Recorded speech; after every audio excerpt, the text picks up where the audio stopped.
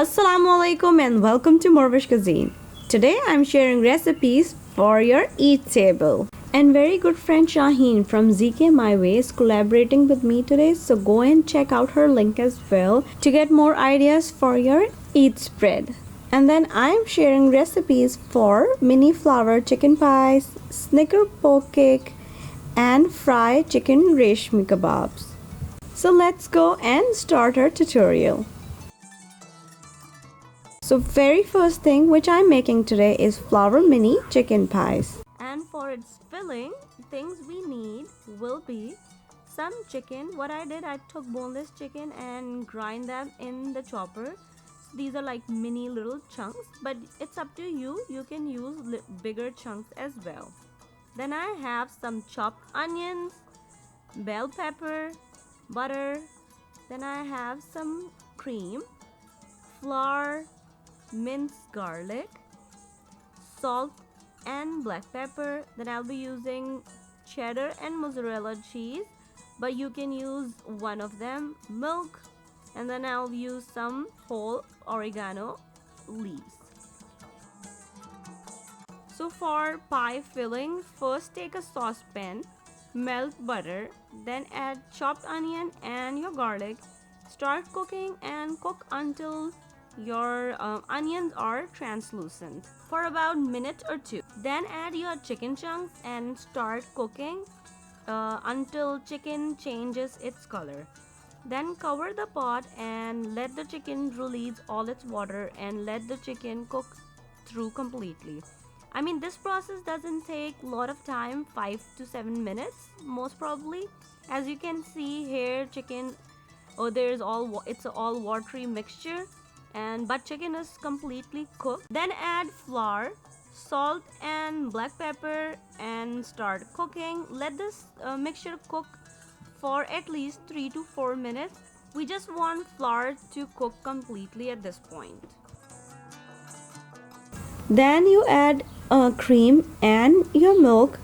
Mix and cook this mixture until everything is combined and you'll get a creamy chicken mixture. Then add your chopped bell peppers in there. Mix it, and if you want you can cook it for like a minute or so, but I don't want my bell pepper to lose its color, so I just switch off the flame at this point. Just mix it completely, transfer it into a bowl to let it cool down completely. Now it's time to make a pie crust, and for that you need all-purpose flour, some baking powder, butter and milk to knead. So first in a mixing bowl add your flour, baking powder, and then take your softened butter, and then with the help of a pastry cutter or your hand, start mixing your softened butter into your flour. Rub butter with your flour mixture until you get a crumbly floury mixture there. As you can see here, all butter is mixed with the flour and we have little teeny crumbs here. Then add your milk gradually in there. I don't think so we need more water or more milk in there. This milk is enough to make a flaky hard dough. And then knead it for like 4 to 5 more minutes, and then keep it on the side and let it rest for at least 15 to 20 minutes. Now to give it a shape like a flower, I'll be using these flower cookie cutters, and then I'll be using small mini muffin pan. You can use regular size as well. Now start rolling some part of your dough with the help of a rolling pin. Since it is a buttery flaky mixture, you don't need any flour on your surface, but if it's sticky you can just sprinkle some regular all-purpose flour on your rolling surface. Roll your dough at least 1/4 inch thick. You can roll it more thinner as well, because it has a lot of baking powder, it will puff up. Then take your flower shaped cookie cutter and then cut the flower shape out of your dough. Now very carefully transfer your flower shaped dough onto your mini muffin pan. You can press it inside till the end Or you can just press the middle part in there and just adjust the flower petals on top of your muffin tray, so they will be just hanging and you will get a hollow shape when you put the filling in there. Then take fork and just poke some hole onto your flower pies, and then bake them for at least 5 to 6 minutes. We don't want them to be done completely at this point because we will bake them again with the filling in there. Now repeat the same process with the rest of your dough. Just take them out after 5 minutes from the oven. One of the reasons of doing that is they will hold the shape at this point. As you can see, they are not completely done from the bottom. So just let them rest for a minute or two so you can touch them. Now take a spoonful of your cooled filling and start filling the hollow part of your flowers. And then top the filling with the cheese. Sprinkle some oregano leaves on top. You can sprinkle some red chili flakes as well. And then bake them for at least 5 to 10 minutes until cheese is melted and the crust is golden. So here are my flower chicken mini pies ready for my Eid table. Another recipe which I'm serving today is Fry Reshmi chicken kababs. And for that, things we need will be some chicken mince, green onions, chopped cilantro. Then I have chopped onions and chopped green chilies. I grinded both of them together.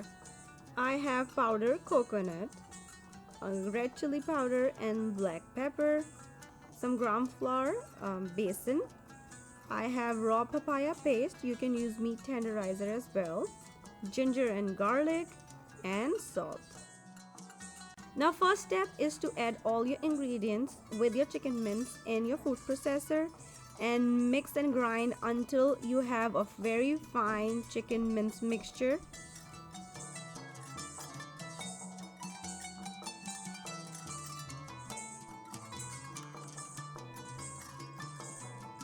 Then transfer your mixture into a bowl and let it sit for at least 30 minutes. And now to give it a smoky flavor, just put a piece of foil on top of your mince and then add a heated piece of charcoal. Drip some oil or butter on top of it. As soon as you can see the smoke is coming out, just cover it with any lid or a piece of another foil and let the mince get all that smoky flavor. Now it's time to shape your reshmi kebab. With the help of some oil, take a little piece or ball of your minced meat, and now here you have 2-3 options. You can just use your hand and shape them like seekh kebabs, or you can take a wooden skewer or a wooden spoon. Again, take a ball or little piece of your minced meat and then wrap it around your skewer or your spoon to shape it like your seekh. Or if you are grilling outside, you can use a real skewer as well. Since I was frying them indoors, so I use these 2 options. Just smooth it out on your wooden spoon or skewer with the help of your hand and just oil. As soon as you see it smooth out, just very carefully take the spoon out of it and your one kebab is done. Now repeat the same process with the rest of your minced meat and you can freeze your kebabs at this point. Then heat some oil in your fry pan and start shallow frying your reshmi seekh kebabs. As soon as they get the light golden color on top, just flip them. And then they are ready. Just bring them out on the piece of paper towel so it can absorb any excess oil. Another dish is ready for my Eid table. You can serve it with some ketchup or some tamarind chutney or some green chutneys. It's up to you however you like. Enjoy it with your family or with your guests. Last but not the least, my dessert, Snicker poke cake for my Eid table. And for that, things we need will be box of devil food cake. You can use any other brand as well. And then I'll be following the instruction and the ingredients which are on the box. Then I have Snicker, of course. I'll be using a regular size. And then I bought this unwrapped bite size for the decoration. Then I have some caramel sundae syrup, whipped topping, peanuts, these are unsalted, and then I'll be using some Hershey's chocolate syrup for top. So first I baked the chocolate cake according to the instructions which were on the package. Then while your cake is still hot and it's still in the same pan, just take a wooden spoon and with the help of your back of your wooden spoon, start poking the hole onto your warm chocolate cake. Now take your caramel sundae syrup, pour it on top of your cake, and then with the help of offset spatula, start spreading on top of it. As you can see here, there's like the syrup is in the hole. That's what we want. Just spread it all over and let it cool completely. Then separately in a mixing bowl, add your sundae syrup and then your thawed whipped topping and start folding until your whipped topping is completely mixed with the caramel syrup. Then separately chop your peanuts and your Snicker bars. I almost use around 2 of the Snicker bars here. Now it's time to assemble. Just take your cake and sprinkle your chopped peanuts on top of it. You can ask for help from your little ones at this time. They would love to sprinkle some peanuts and of course some candies on top of your cake. Just make sure you have more for munching. After peanuts, I just sprinkle chopped Snickers. That's totally optional, but I thought that this will give more snickery flavor in my cake. And then with the help of plastic knife, I just pressed nuts and the candies into my cake. Then add your prepared caramel whipped topping on top of your cake, and with the help of spatula, spread it all over. You can make any design at this point, but I just give the strokes. And then I decorated the top with the help of chocolate syrup and caramel syrup. I just did feathery fan design, which is also called a web design. This design is very self-explanatory. I just poured chocolate syrup and then alternate with the caramel syrup, and then with the help of skewer, just mark lines vertically, and again I did alternates to give it the beautiful design. And that's it. As you can see in the video, this will give you a beautiful looking caramelly and chocolatey feather design on top. And then I decorated with some chopped Snickers as well to seal the deal. So here's presenting my Eid table with some flowered mini chicken pies, my Snicker poke cake, and fried Reshmi kababs. As I already mentioned, it's a collaboration with Shahin from ZKMyway. I leave all of her link down below. Please go and check her channel. You will love all of her recipes as well. And if you try one of these recipes on Eid or some other day, please let me know how it turned out with you. I hope and pray that you all have a very happy and blessed Eid with your family and friends. A very happy Eid Mubarak for Morvish and family. Thank you so much for watching.